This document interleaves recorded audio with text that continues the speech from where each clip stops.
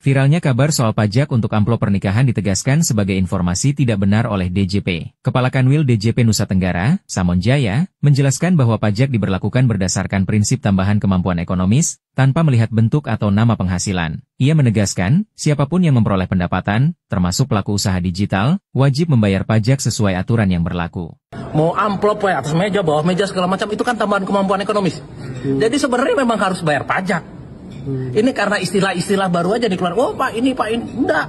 Pak, gini saya bilang. Maka konsep pajak Bapak harus paham. Pajak, iya, tadi udah saya jelaskan. Jadi konsep pajak itu adalah setiap tambahan kemampuan ekonomis. Jadi setiap penghasilan dalam bentuk dan nama apapun, apa aja namanya.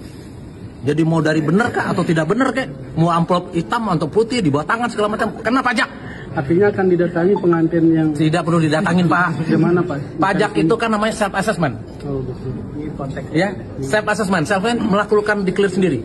Tapi Pak, pada saat kita melihat pajak itu nanti akan kelihatan dari penampilan orang itu. Apa penampilan orang itu?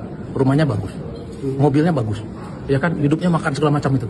Tapi nggak pernah lapor pajak atau nggak pernah pajak. Orang pajak melihat nggak itu?